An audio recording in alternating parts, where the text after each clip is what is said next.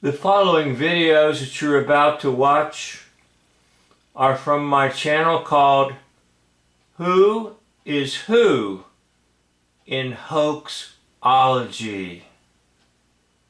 And I'm going to speed up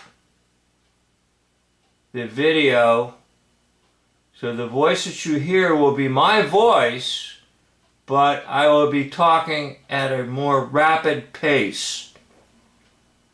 Now this channel was reserved for taking the mask off of the liars so that we can see who they are or what other roles they play in hoax history. Again, they're actors, and we may never know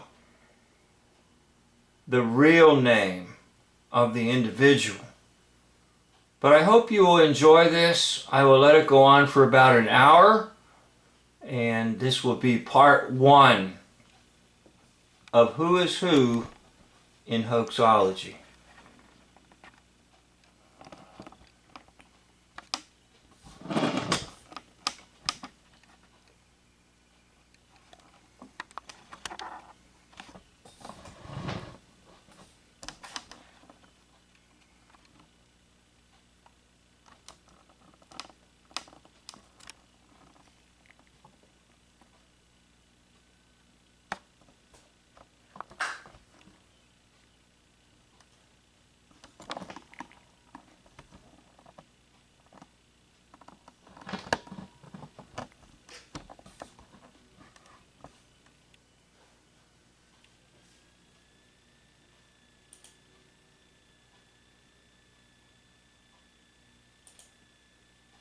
The complete video, you can go to War Backwards is Raw, and it's called The Real, R-E-E-L, Identity of President John F. Kennedy.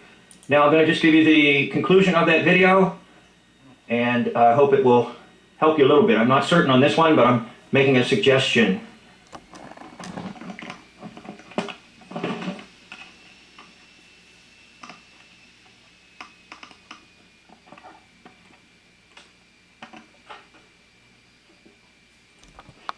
For those of you who need the substantiation with the visual, I'll do my best here.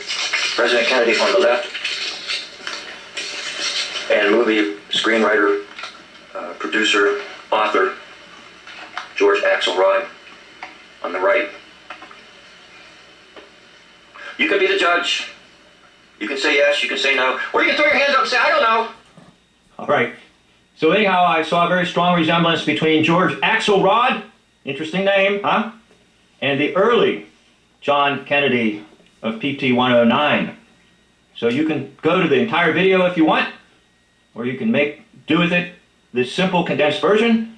But anyhow, I'd like to thank you for watching. End of video. Hey, in this video, I'd like to talk to you about making discoveries of the actors or actors who play the roles of political individuals or important individuals in scientific discoveries, etc. In other words, making a false world and a false reality through actor-based characters. So how do you do it? How do you discover this? So I'm just going to try to walk you through my life and how I've made discoveries over the years. First of all, it begins with your willingness to watch something that you're interested in and watch it repeatedly. So I'm going to show you the video set that I've been watching repeatedly for little things that I can pick up on.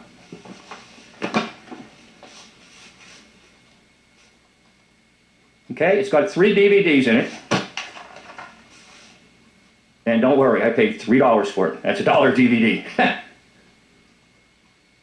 So what I did was I watched this 3 DVD set maybe 3 times.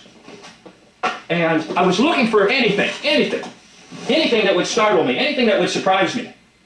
And sometimes you can't catch it on the first try. So I'm going to show you what caught my eye. And this is the conclusion of the second half of DVD number 1, looking at the 25 years of this liar on television and in movies.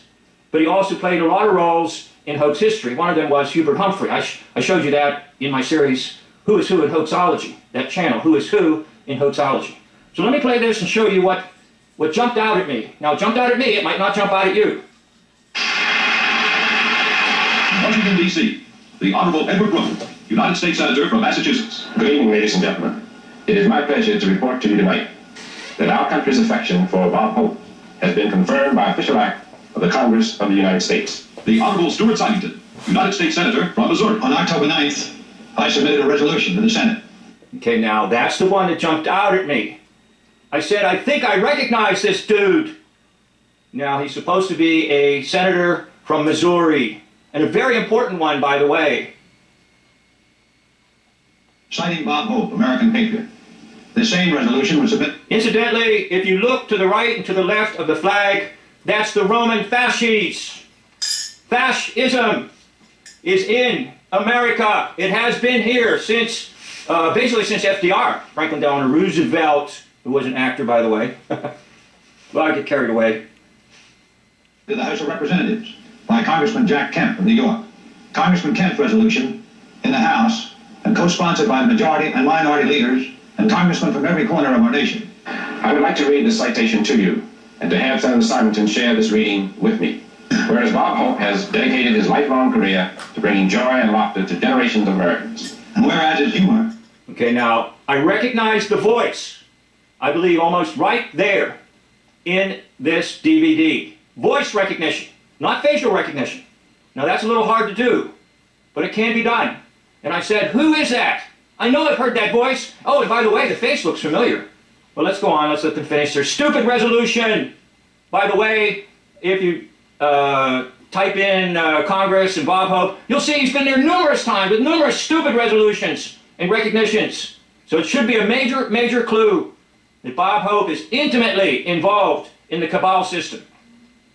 Has gladdened the hearts of countless audiences of stage, screen, radio, and television. Whereas far from home and loved ones, he has journeyed millions of miles to carry cheer to the members of our country's armed forces in times of war and peace. And whereas he is the worthy recipient of more decorations and honors than any civilian in the history of the United States. Whereas the diplomat of comedy, he has brought great credit to the government of the United States and its people. Therefore, be it to the hoax government and to the liars like the one you're looking at right now, resolved that the Senate of the United States, in the name of the people and the Congress, with deepest gratitude, cites Bob Hope for distinguished and meritorious service to his nation and to the cause of freedom upon the occasion of his 25th anniversary in television. I am happy to report to you that this resolution, submitted October the 9th to the 94th Congress, was unanimously passed by the Senate. All of us look forward to your next 25 years, Bob, entertaining the American people. Okay, now, it's the one that just spoke. That's the one that jumped out at me. Right there. I said, who is that? Who is that? So we need to go to the picture here. I can kind of shorten this. I would have a lot more information to tell you, but I know the way folks are about videos. They don't like long videos.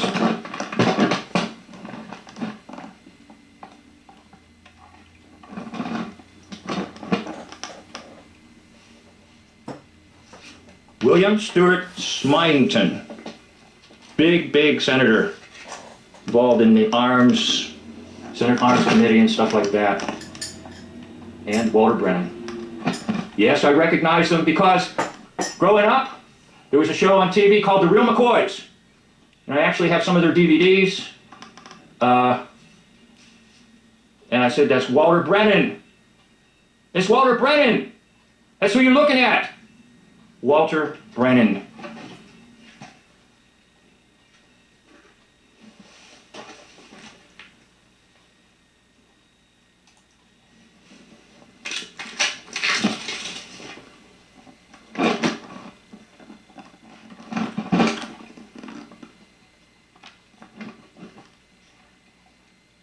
Grandpa and the Real McCoys. Grandpa and the Real McCoys. Walter Brennan. He plays the role of William Stewart Symington. I believe it's the third. Often they just goes by Stewart, not William. But actually it's Walter Brennan. So back to how do you make discoveries? Well, first of all, you've got to be willing to put some time into it. And you need to just watch things regardless. Something that interests you. Watch it and watch it several times. Then ask yourself, did I notice any anomalies? Was there anything in what I watched that triggered something in me? Then you've got to go to your files in your mind, in your brain, and say, I think that might be. Now at this point, the devil will tell you to drop it. Even your own mind might say, drop it, don't pursue it, you're acting crazy. But don't listen to that. Pursue it. And then do your investigative work. And you can use the picture-if. Another thing to do is look at the dates of birth and the dates of death, like for Walter Brennan and Stuart Smithington. You look at the approximate years that the characters on Earth, as well as the actor, is on Earth. And you can often find that there may be a 4 or 5 year period of gap, but it doesn't matter because through latex appliances, they can make a person look older or younger. It doesn't matter. In other words, if the actor's got the lines and the experience in front of camera, that individual can be made up in any fashion, in any way, to hide his or her true identity. So I hope this was helpful to you, and maybe you will try it. And there are some people out there that have written comments to me, and they'll tell me, I think this one is so-and-so, that one is so-and-so. And my response is, just do it, try it. You try it. The more of us that are out there working on this kind of stuff, the better. The more of us that are trying to say, you've been fooled, you've been lied to, you've been hoaxed. The more of us that are out there doing this, the better. So I wish you the best in at least trying it, and I'll try occasionally to make a video to show you how I come across things and how I can produce some of these videos. Thank you for watching. End of video. So why am I fairly certain, with great confidence, that Jimmy Durante plays President Harry Truman? Now, a while back, well over 2 years ago, I did a video about Mount St. Helens. Let's listen in a little bit to that video. You can find it on Plato's Cave Revisited.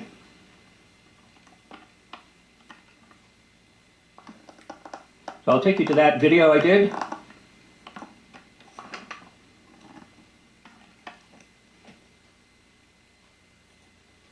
And remain at his lodge. He's not budging, even though all these warnings are given. Harry Truman will remain. See, there's no audio at the beginning of this, but the audio comes in here. Most of the residents around the base of Mount St. Helens have already been evacuated, but a few have refused to leave, including 84-year-old Harry Truman, who says the earthquake preceding this morning's eruption was the strongest he's felt so far. Truman, who is now related to the... Okay, now he says Harry Truman is about 84 years old. And that puts him just right on par with none other than, yes, you guessed it, Jimmy Durante. Okay, and I'm going to show you that I do strongly believe that basically you are looking at Jimmy Durante.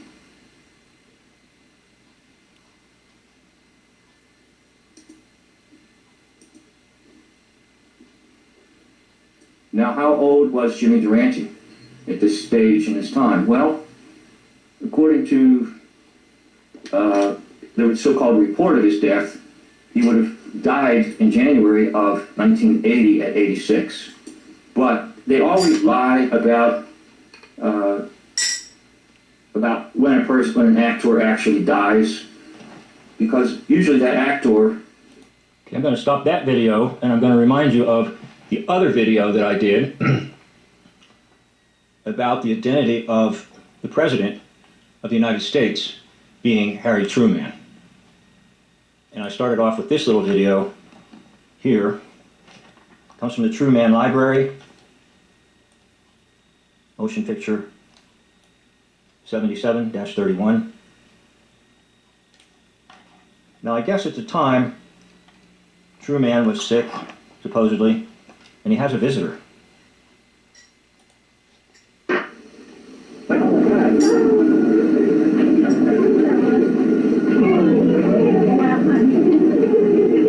He's getting better, and he'll be able to take his walks real soon. Even the secretary said that before we went in. And thank God, with the help of God, he'll be all right. He's on the road to recovery.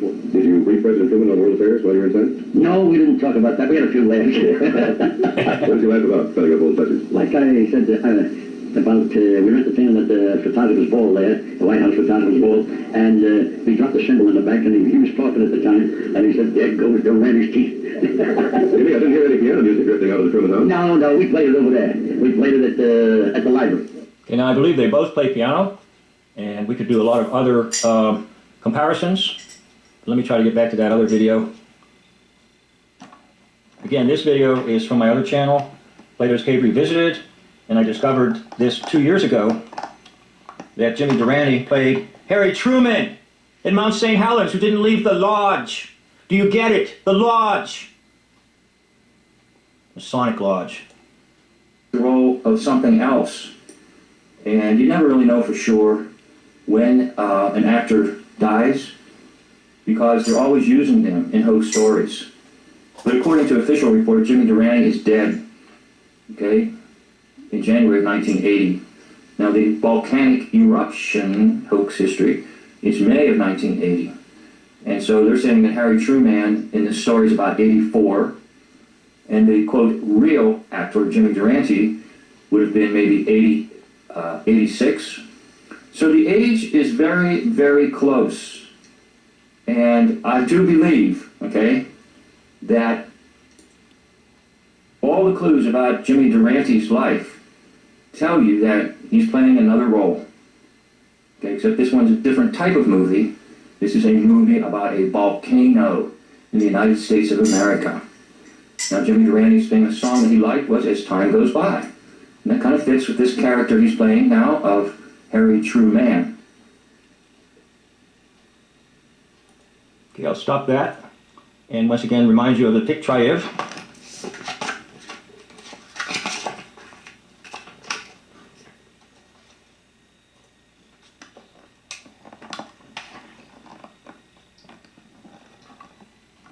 I'd like those numbers to be a little bit higher, but again, I think this is a false nose. It was a stage prop that he always used. And when he played the role of the President of the United States, they put on some latex appliances to make him a little different.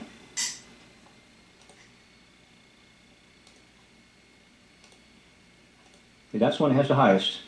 So once again, I'm using that video that I did 2 years ago on Plato's Cave Revisited, where at that particular time I discovered Jimmy Durante hoaxing as Harry Truman at Mount St. Helens. See, they're telling you. They have to tell you. That's the nature of the hoax life system. They have to tell you. And they are telling you in this 1980 story about a volcano, Mount St. Helens, and Harry Truman, who will not leave the lodge. Jimmy Durante playing another role. He's not dead. The papers will report that he was dead in January of 1980, but he's not dead. This is a big role for him. He's playing... I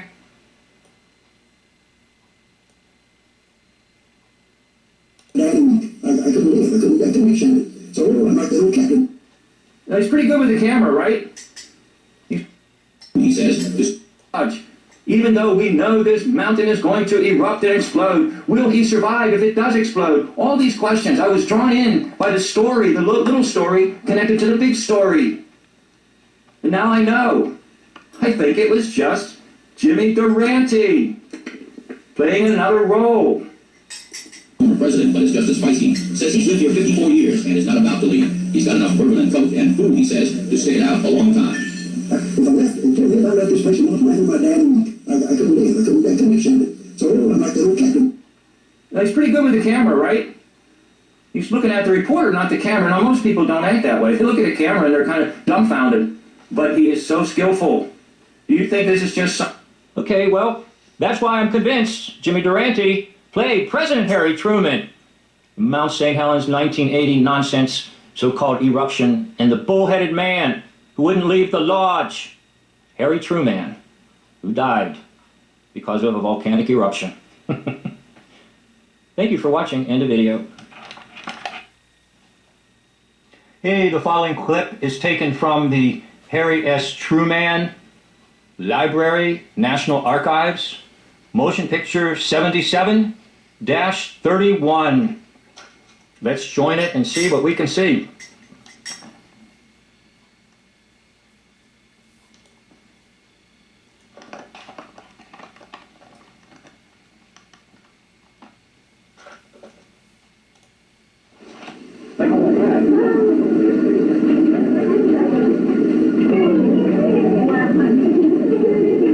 He's getting better, and he'll be able to take his walks real soon. Even the secretary said that before we went in. And thank God, with the help of God, he'll be all right. He's on the road to recovery. Did you brief President Truman on world affairs while you were inside? No, we didn't talk about that. We had a few laughs. What did you laugh about, setting up old touches? Like I said about, we were entertaining at the photographer's ball there, the White House photographer's ball, and we dropped the symbol in the back, and he was talking at the time, and he said, "There goes the Randy's teeth." Jimmy, I didn't hear any piano music drifting out of the Truman house. No, we played it over there. We played it at the library. Okay, you heard actor Jimmy Durante talk about his visit to Harry Truman. And I want to tell you something. You might not believe it, but Durante was Truman. Oh, isn't it amazing what a person can find out? Truman on the left, Durante on the right. Now these stats are not as high as I would like them to be, but I think some of it is because Durante wore a nose piece. That was the feature of his act, his big nose. He had a big nose, so that was a prop to keep people entertained and have lots of jokes about the big nose. So you take that off of him, and you add a little bit of latex appliances, put some glasses on Truman, and you're just basically looking at Jimmy Durante. 52% on that one. Okay, now listen, I have really a very powerful reason why I'm convinced that Durante was Harry Truman, and I'm going to save that for another video. But if you noticed in that video that I showed you a little bit ago, if you notice something, there's no interview with Truman and Durante together. They're completely apart.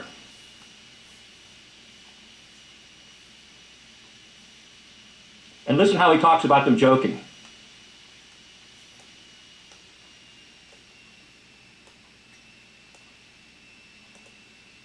So I am certain of my find. You may not be, but I am. Talking about that, we had a few laughs.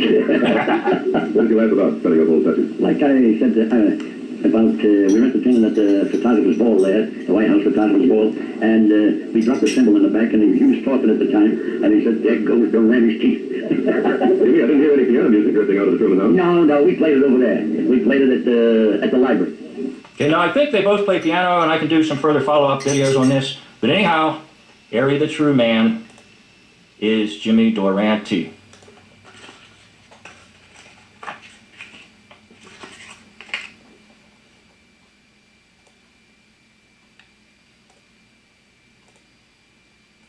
There's the highest one, 59%.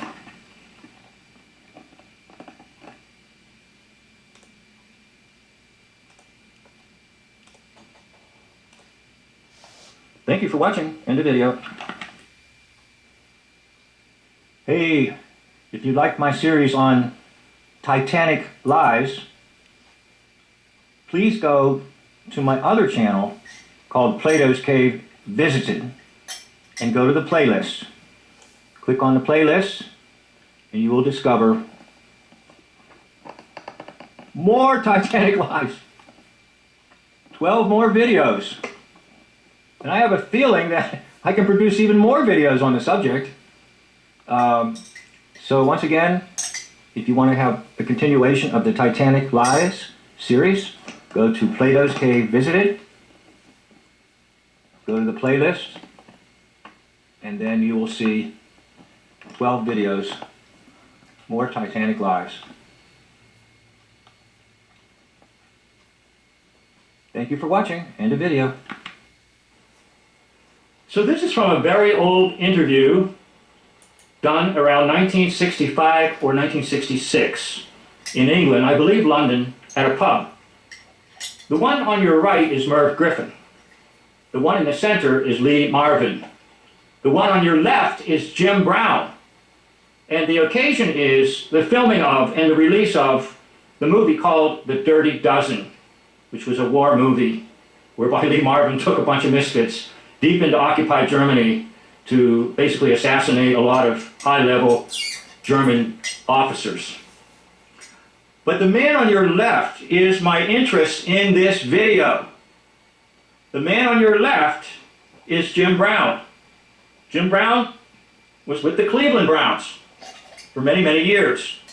And he achieved great records in football history. Around 1965, Jim Brown gets out of football and goes into acting. And his first role will be in the movie Dirty Dozen. So I'm going to attempt to try and get him a little bit more facial features here as I put this on slow so that you can see him a little better. He's going to turn towards the camera.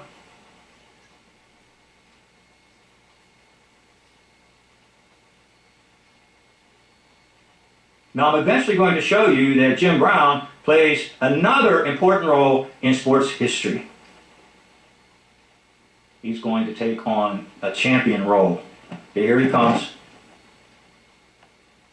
So I'm going to try to zero in on his face for you, and then I'm going to show you. Don't worry, I'll use a picture of you. Okay, that's Jim Brown, number 32 of Cleveland Browns. Interesting, number 32. Because the Masons have their levels. And 32 is a very high level. And of course 33 is really supreme. Now I also heard there were levels well beyond 33. But they promote that that's as high as you can go, 33 degree. So obviously Jim Brown was in the Kabbalah system. Now I'm going to show you.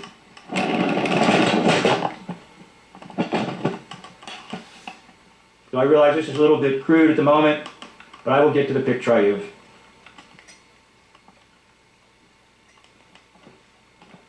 You know who that is? That's Muhammad Ali, Cassius Clay, who becomes Muhammad Ali, #1 boxer in the world. And it's really just Jim Brown who leaves football and goes into acting. And at the same time, the role of Muhammad Ali is developing. So I'm going to have you watch a little video here.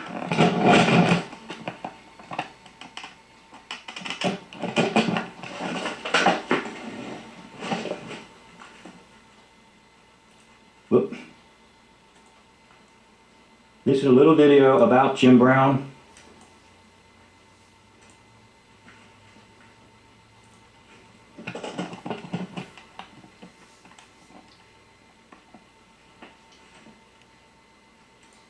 Jim Brown is widely considered the most dominant football player to ever live. Blazing speed combined with brutalizing power, his game is like a mythical being. When the Cleveland Browns were at their heights, yes, 60 years ago, Jim Brown was at the epicenter of the NFL's explosion in popularity. But it's been over a half century since Brown graced the NFL, so just how good was he actually? Jim Brown was born on February 10, 1936, on St. Simon's Island off the coast of Georgia. Okay, now Muhammad Ali is born about 6 years later, the fictional character. But it's just Jim Brown. Now listeners, something real interesting he's going to say about Jim Brown's background and Jim Brown's father. Father, a pro boxer, left when he was an infant. Not long after, his mother moved to Manhasset, New York to try. February 10, 1936, on St. Simon's Island off the coast of Georgia. His father, a pro boxer, left when he was an infant. Not long after, his mother moved to Manhasset, New York to try and start a new life for her and her son. Young Jim. Okay, so let's go to the picture I have. Well, there's Jim Brown. You can see born in 36. Muhammad Ali, born in 42. 6 years apart, but it's the same character.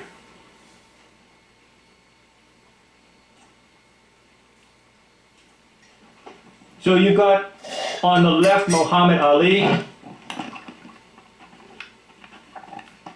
and on the right is Jim Brown, the football player.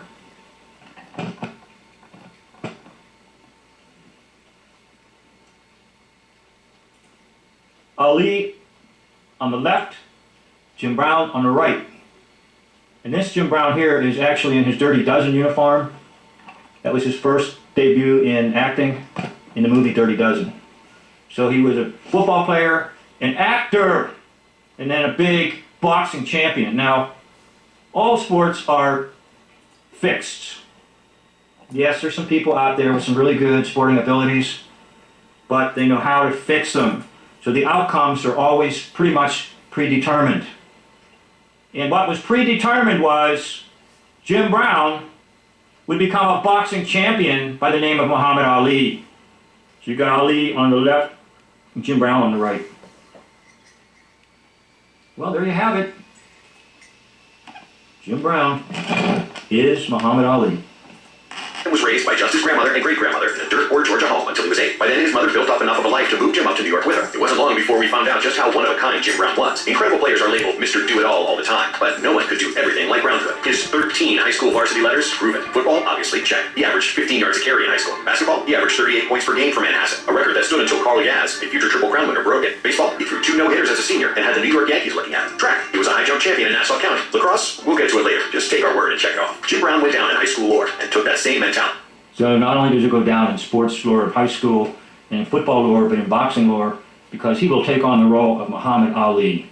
And of course it will be arranged that he becomes the world champion. Now you know the truth about boxing and other sports. They're fixed and predetermined by the controllers who control us. Yes, they even control sports to a certain degree, whether you like it or not. Thank you for watching the video. End the video. Hey, I'd like to invite you to join me on my other channel, Village Prisoner Set Free. Village Prisoner Set Free. And if you go to the playlist,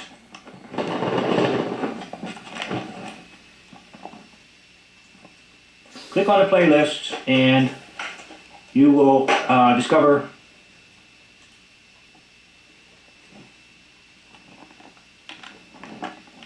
this playlist right here called The Titanic Lie. And so far I have 33 videos. Now don't get spooky on me about the number 33. I'll be adding to that. If you're interested in the Titanic hoax, and yes, it was a hoax.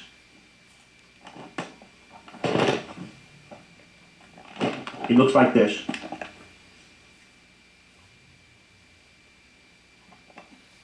Now the very last one in the list that I just did, and I'm really very interested in myself, is where I called the Great White Sphinx iceberg. That's the very last one. That's the one I really like the most. I just finished that one. But you may or may not be interested in this. Hey, you have joined the Titanic Live series. Okay, that's the Great White Sphinx iceberg struck the Titanic. That's the one where I get kind of goofy. But anyhow, the channel to be is called Village Prisoner Set Free, and there's lots of other videos there too. But I'm mostly interested in inviting you to join me in the Titanic Live series.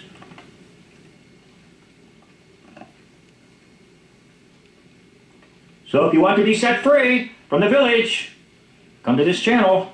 Thank you for watching. Hope to see you there. End the video.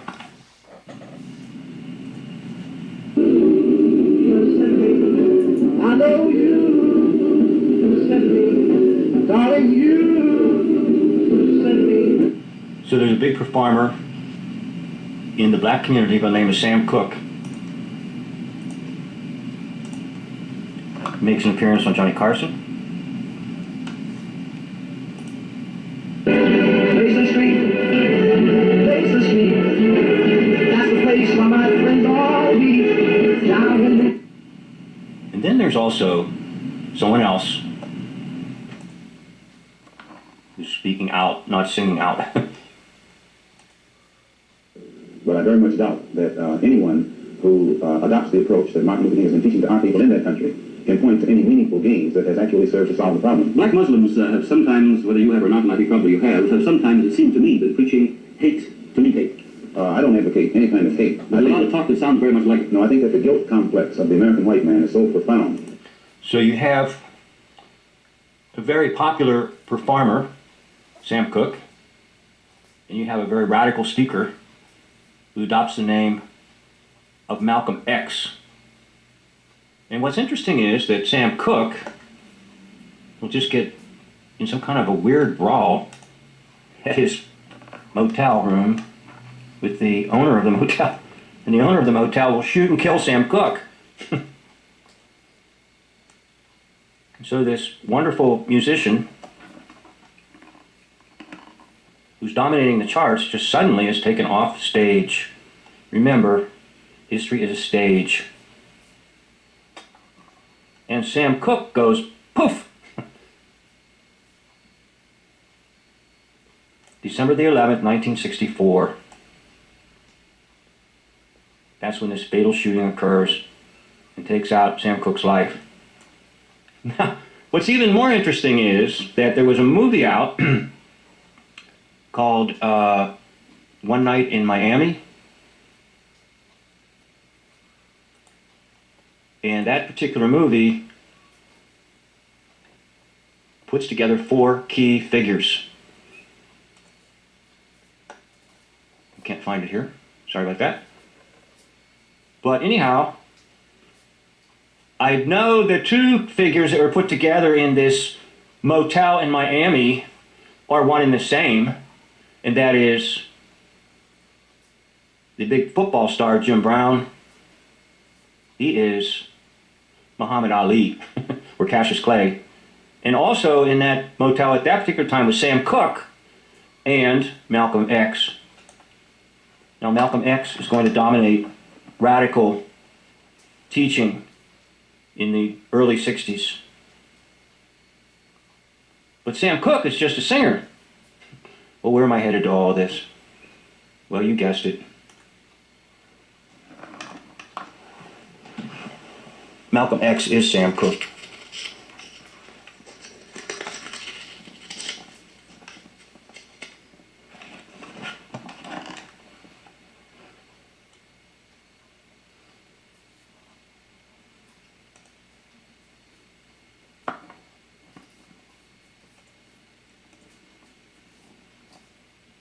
Okay, Sam Cooke is taken off the stage of history so that Malcolm X can dominate. Who would ever suspect that a successful singer who sings such nice songs such as You Send Me is going to promote radical teaching and take on the character role of Malcolm X? Now you may disagree, and that's okay by me. I only make discoveries. I got another one here for you. I have to kind of, wait a minute. There's another one for you. I try to make discoveries and share them with you. And I think I've got something here. And mostly it centers around that whole concept of that room of being in the Miami in February of '64. All 4 of them. Sam Cooke, Malcolm X, Jim Brown, and Muhammad Ali. And what it was basically one actor or one sports champion, Jim Brown playing Cassius Clay, Muhammad Ali, and one singer playing Malcolm X. So there are only really 2 there, not 4.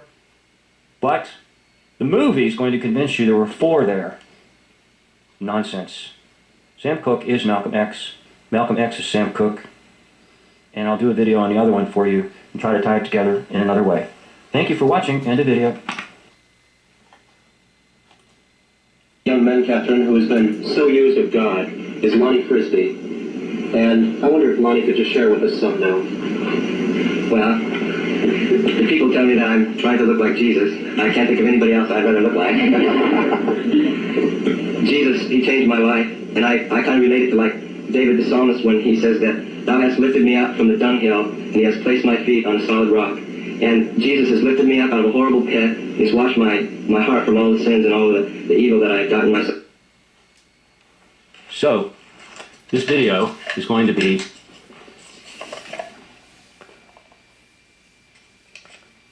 from the channel Who is Who in Hoaxology.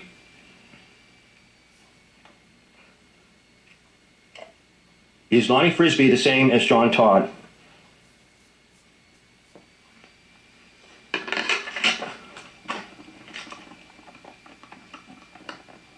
So Lonnie Frisbee arises in the Jesus Revolution movement in California, where hippies can still remain hippies and yet know Jesus. Is the ultimate aim of that movement. In other words, never give up your sin. Now, Frisbee appears very close to the time another individual appears by the name of John Todd. And here is a site you can go to. This individual, the search for John Todd. Just a portion of this mysterious character. Draft exempt. I did not have to go into service. A bunch of us smart-aleck, young, I got correct pastor, not warlocks, but wizards and witches, went into the army because we felt the army really needed witchcraft. It just couldn't get along without us. And since the army didn't think that they needed any chaplains that were witches, we just kind of went in on our own. So I went on in, along with a lot of other. Interestingly enough, right now in the military, they do approve of witchcraft as a valid form of spirituality. Interesting. But anyhow, John Todd comes on the scene of history, and he's a very mysterious individual that just sort of comes out of nowhere.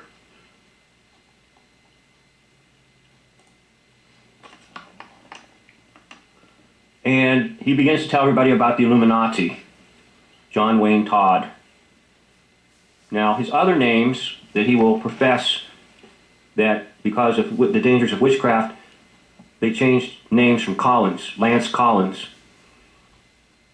Christopher Collins. You can see all the names listed there, over here. Now I want to go to his date of birth, which if you look carefully you'll see is May 19th, 1949.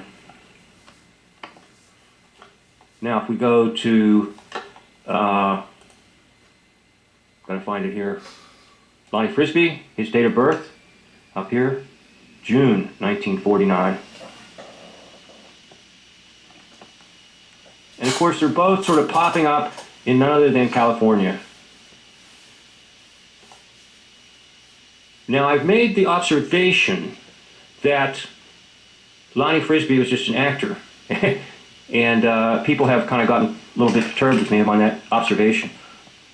But if you saw the film clip I played when Catherine Kuhlman is with Chuck Smith, Frisbee jumps up and seizes the camera and is quite natural in front of the camera. Very natural. Very photogenic. Eyes are glued onto him because he's got long hair and he tries to resemble the white Jesus. So I don't know why some people out there got kind of mad at me for saying he's an actor. Because basically all the people in front of the television screen on the religious realm are basically actors. You can take a look at more videos on this channel I have, Who's Who and Hoaxology, and I'll show you who they are. Alright, so I'm trying to establish the idea, the concept, that the actor that played John Todd is the same actor that plays Lonnie Frisbee. Now John Todd kind of disappears from everybody, and he just sort of drops off the stage mysteriously, okay? After making all these appearances to tell everybody about the Illuminati and about the Hoaxology system, about the controllers, and a lot of the information he gave was very, very accurate. In fact, he will even say that he handed Chuck Smith a huge check, I think $8 million, to get some false Jesus music started in a false church. And that money supposedly came from the Rothschilds. So there's quite a connection here with John Todd and Lonnie Frisbee and Chuck Smith. So we're going to take a look at the pick, try, if, see what it can do for you or doesn't do for you.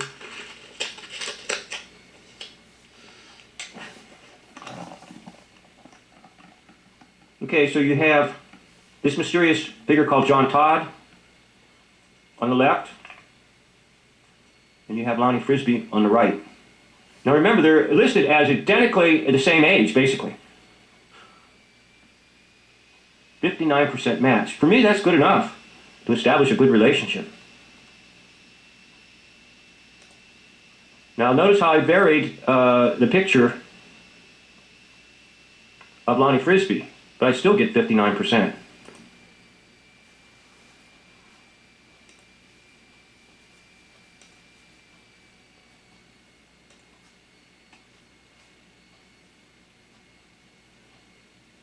Now I did another one here, I'm going to have to reverse it on you.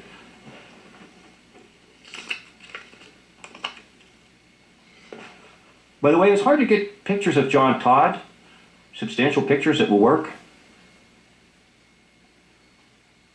But I'm going to suggest that the same actor, and again back to actors,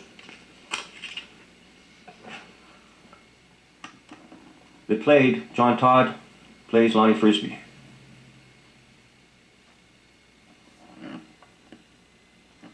If you watch some of so-called Lonnie Frisbee's sermons, he's more concerned, in a few of them that I've watched, with getting the congregation to laugh, and functions a lot more like a comedian rather than a preacher.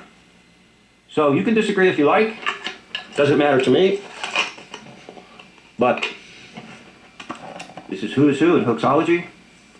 Is Lonnie Frisbee the same as John Todd? Thank you for watching. End of video.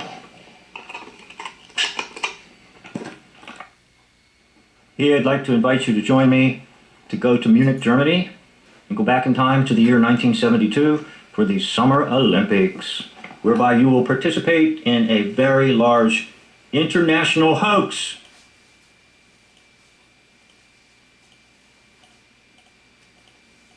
It was international.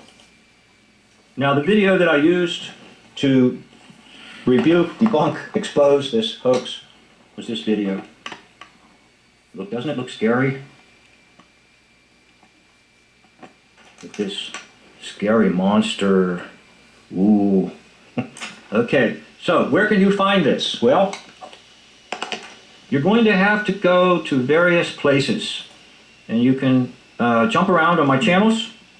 And I had to do this because I was a little bit fearful that the kinds of things that I was saying would not be appreciated. So I scattered my work throughout my channels. Where Backwards is Raw has one. Plato's Cave Visited. Plato's Cave Visited. You can see there's one on there, right there. Okay? And Plato's Cave Revisited. Notice the difference. Plato's Cave Revisited. There's one right there. Okay? Now you can also go to Village Prisoner Set Free. Village Prisoner Set Free. And there's one right there. Now one of my other channels that I have is Who's Who in Hoaxology. But I don't think I have one on there about the Summer Olympics. And then I have another channel called Isaiah 40 verse 8. And I don't have that up on my screen, so you'll just have to remember that. Isaiah 40 verse 8. Okay? This one here is Who's Who in Hoaxology.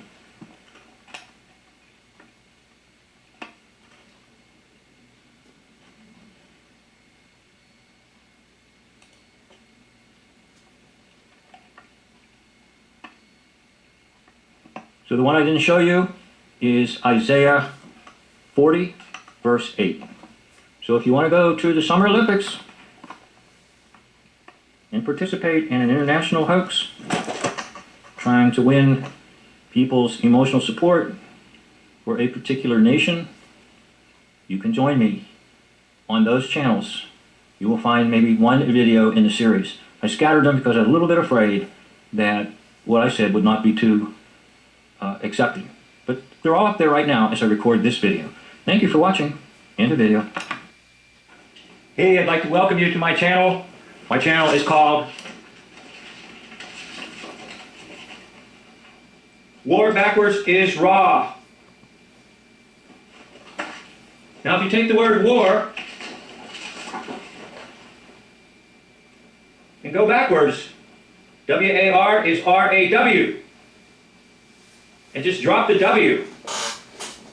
And it's Ra, the false god of Egypt. And the false god of Egypt is the same false god of this earth, the devil, Satan, our adversary, our slanderer. So my primary purpose on this channel is to challenge you to consider war as a deception. In other words, it's not what you were told. Now the channel is not limited to war. There are a variety of other topics there. so you can explore some other topics as well. But the main focus of the channel is war. Now I do have some other channels. Plato's Cave Visited, Plato's Cave Revisited. Other channels, Who is Who in Hoaxology, Village Prisoner Set Free. Other channel, Isaiah 40, verse 8. Now I did have a variety of other channels a while back, but I voluntarily took some of them down. And that was mostly because I was too overwhelmed by my own work. I was producing way too many videos for my own good, and I couldn't keep up with it. So I'd like to thank you for joining me on War Backwards is Raw. Feel free to peruse the channel, and feel free to go to any of my other channels. This concludes the intro video. The title of this video, Never, Never, Never Give Up. Are you being served? Okay, it goes back to Are You Being Served? And this was a show in England in the early 70s, I believe.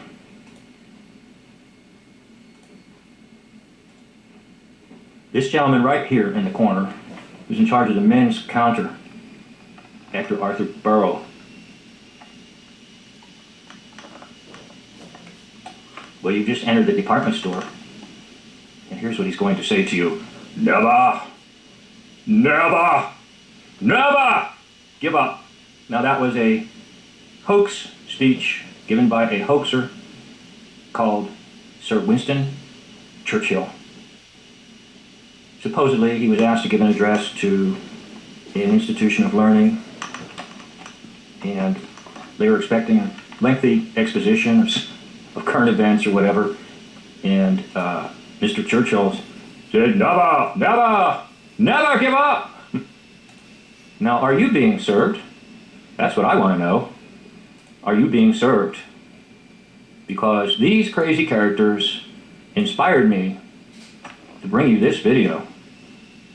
This one down here in the corner. As soon as I saw him, I said, that's Winston. Now, people are going to argue, and people are going to resist, and people are going to say, I don't think so. And you know what? That's okay by me. I do not preach, teach perfectionism. I have fun making videos. I have fun challenging the world of make-believe. Maybe sometimes I'm completely accurate, and maybe sometimes I'm off. I just go with what I see, and what my thoughts tell me, and what my discernment tells me. Are you being served?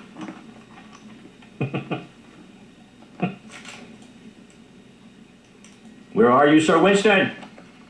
There you are. Right next to the green-haired woman, green-haired man. Now, the expressions and the mannerisms of this actor on this show, in my mind, matched the expressions and mannerisms of Sir Winston Churchill. So who is this actor? This one right here. You can see him, he's kind of short and kind of pudgy. Oh, and by the way, he liked alcohol, and so did Sir Winston. So who are these individuals? There's Arthur Burrow, and there's Sir Winston. Okay, now let's just do a little bit of biography before we get too far off here.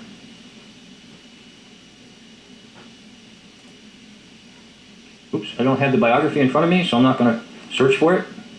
But anyhow, we'll flip through a few more photos here of the show.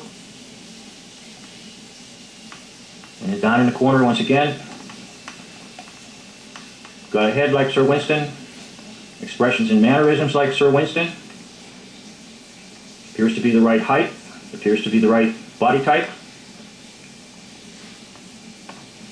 of Sir Winston. So let's go to the picture.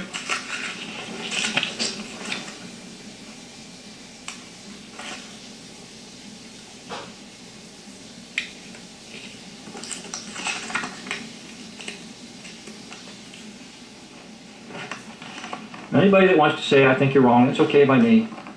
I'm not here trying to get brownie points. I'm not here trying to get subs. I'm not even here trying to get likes. I enjoy doing what I'm doing. I come across something and I say, okay, I'm going to share it, right or wrong. But anyhow, Winston Churchill on the left, Arthur Brough on the right, the British actor who did a lot more than just the television show Are You Being Served?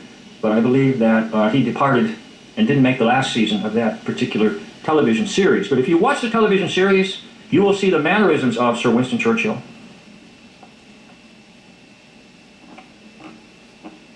There you have a 52%.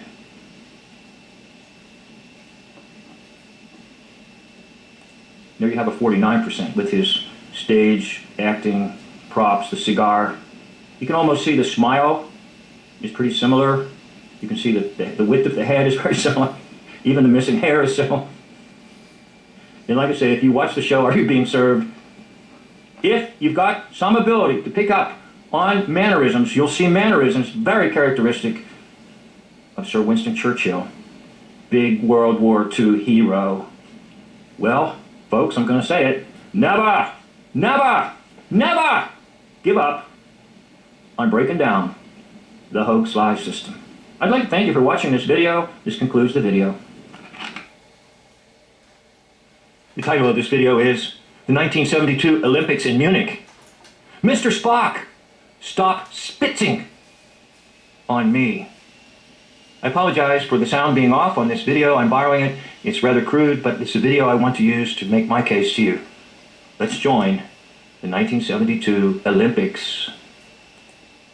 1972, the nation of Israel was less than 30 years old, but its Olympic movement was thriving, with athletes and coaches who immigrated from all over the world. Andre. There he is, Andre Spitzer, with the glasses on. Almost all the photos of Andre Spitzer are with glasses on. He's the fencing coach. Andre, I know who you are. You don't fool me, Andre. You got that Spock hold. About this time, too, you're playing Bobby Fischer, chess champion. You've been very good at deception, Mr. Spock. Your powers from the Vulcan planet have been very useful in deceiving the world. Participating in the Olympics crowns the greatest time of his life. Well, they just happen to have some videos of him getting married and dancing around. Now look how tall he is. A year earlier, Andre got married. His wife Angie gave birth to their first child just 5 weeks ago. We were a young couple, very much in love, and we just had a beautiful baby daughter was born, so what could go wrong? Nothing. Andre Spitzer, born in Romania, was it? Leonard Nimoy was the child of immigrants, Jewish immigrants, who came to live in the Boston area. Always with the glasses on. Fencing program. He met his wife Angie in Holland, and together they moved to Israel. People told me you will never feel at home there because it... Now later this deceiver will do another updated video called Day in September, and rehearse the whole thing again and again and again about these Palestinian terrorists who are ruthless against the Israeli athletes. And of course it ends in tragedy. All the athletes die. But guess what? There was one survivor of the terrorists who will give the full story later on in an updated version of this. I have the DVD. I'm not going to play it here, but it's what sparked me to do this one. Way out in Boondocks, there's nothing there. And that was exactly what was so nice, because they built an academy for fencing on the Lebanese border, and that's where we live. Now, Andre is supposed to be the individual in charge of the fencing for the Israeli athletes in Munich, Germany. Now, they'll go on about how this is X number of years after the big event that supposedly took away 6 million, okay? And it wasn't too far from a work camp, later renamed something else. But anyhow, Andre will be involved in this play. And it's a very interesting play because it's got live coverage. And it's so stupid. because someone sticks their head out the window of an apartment complex. Everybody's afraid. And if you just use logic, all they had to do was just drill a hole somewhere and put some sleeping gas in the apartment. Everybody would have gone to sleep peacefully. But no, this thing was an international play on television to win sympathy and the feelings of the world for the new nation of Israel, which is a phony. To say that even though it was not the regular life, because it was only us and the students, I think I remember that year as the most beautiful year of my life. For the Israelis, a return to Germany less than 30 years after the Holocaust was an exercise in courage and determination. The Munich Stadium was built less than 20 miles from Dachau. Okay, once again, Andre Spitzer with his glasses on. So the world doesn't know. It's Leonard Nimoy, Mr. Spock. Star Trek, the original, came out in 66. This is 72. So he's one of the most interesting characters on television. In fact, it was kind of a Spock craziness that took place because he was so successful in his character as Mr. Spock. So therefore, he's got to hide his face somehow. Of these ghosts haunted this television. Several members of the team had either lost their families in Nazi camps or were themselves survivors. Among them, Israeli fencing coach Andre Spitzer. Look, he's wearing those dark glasses even in teaching fencing. Now, one of the things I'd like to do a little bit to maybe add to my presentation is the height. Leonard Nimoy is listed as being 6 feet tall. Andre Spitzer is listed as 5'10". Most likely, Andre Spitzer is 6 feet tall. But they didn't want to give it away. But Andre Spitzer is tall and skinny. And so was Leonard Nimoy, Mr. Spock. Time of our lives. You know, it was also my first Olympics, but because I was there with Andre, and every day we went to competitions, we walked around the village, we went to see movies, there was jam sessions with music, we met. No, you did nothing. Because Leonard Nimoy was rehearsing his lines. All kinds of international athletes. I mean, this was really, in my opinion, the right concept of the games. Andy Spitzer lived outside the Olympic compound, but even without a pass, entering the grounds was easy. Andre had a pass, but I didn't. So what did we do? I figured that according to the German concept, the exit is only for going out and not for going in. So I came in every day. Look how tall he is. Through the exit, you know, and nobody questioned me. We said, guten Tag, wie geht's, yeah? And then we went to his room, and I slept there. On September the 3rd, day 8 of the competition, Andre Spitzer had a day off. He and his wife travelled to Holland, where their 2-month-old daughter was being treated in a hospital. You can see this is a piece that's added to make like he has sideburns. You can see it's fake. Okay? Andre returned to Munich that evening. The train was standing in the station. We both opened the doors and he jumped in, and I started to run next to the train. And he opened the window and he said, I'm going to call you the minute I get to Munich.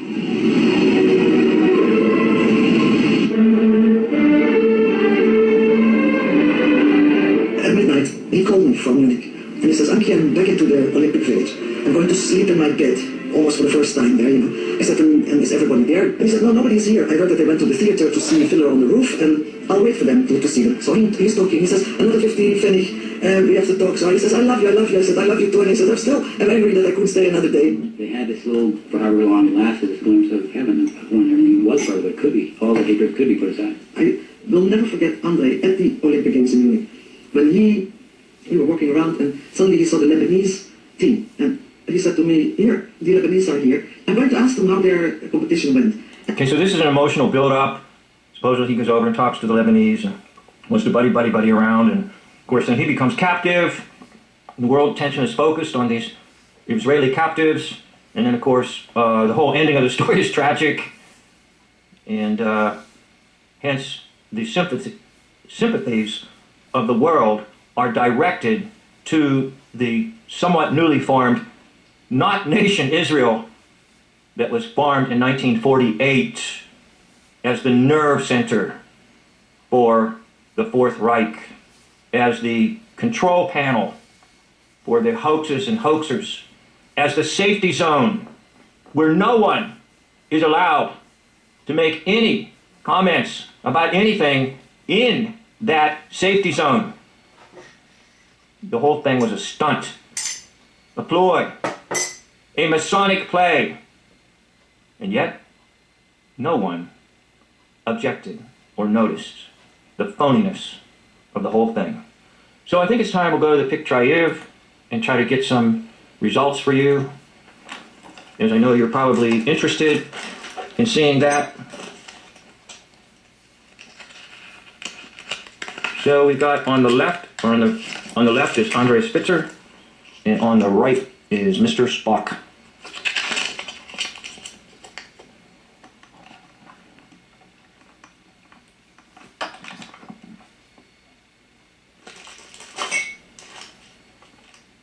Okay, keeping the same photo on the left of Andre Spitzer, and then having a little bit of a younger photo of Mr. Spock or Leonard Nimoy on the right. And once again, this is complete different variation. Andre Spitzer on the left, rather young face, and Leonard Nimoy or Mr. Spock on the right. You get your higher match there. You might say something like, well, I don't think that's high enough to convince me. Well, that's okay. I'm not too worried about it. I go with percentages, and I go with my own gut feeling and my own ability to make discernment, and I'm fairly certain that Andre Spitzer was just Leonard Nimoy. So there he is, Leonard Nimoy, famous from Star Trek, born in 1931.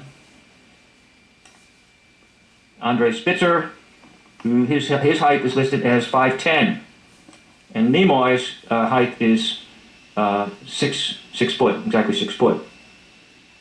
So you can see, just by going by their stats, it's 2 inches off, but most likely that doesn't matter. You can see when you watch the videos of Andre Spitzer, he's very tall.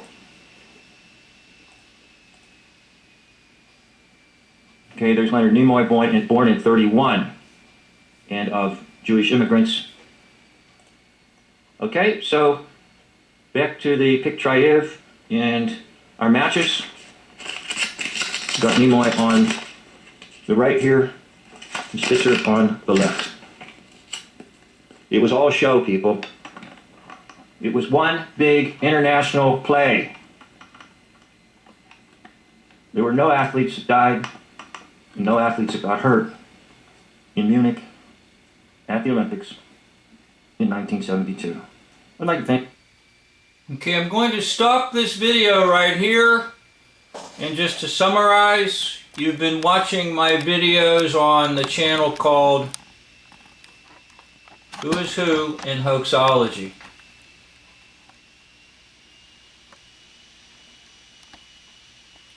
And just to show you, currently the date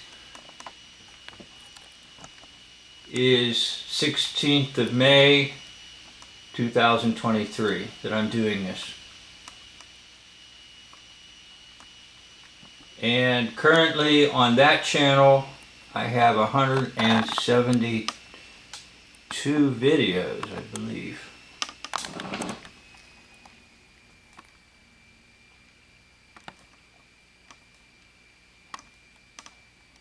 $173, and I'm stopping on the 13th video.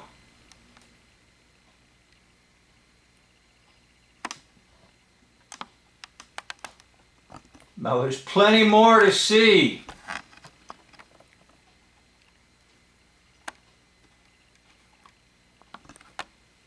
And I'm just trying to share my work with you. I'm not claiming perfection. I'm not claiming that everything is completely always correct and accurate, but I'm doing research and I'm trying. Now that's what's needed out there. More people to do research and try, and then share it with the rest of the world. And I hope to share with the rest of the world what I'm discovering. And you can accept it, you can reject it, you can meditate on it, it doesn't matter. I'm not about monetizing channels, none of my channels are monetized, so theoretically you shouldn't see any commercials. I'm not interested in having 2 million subs.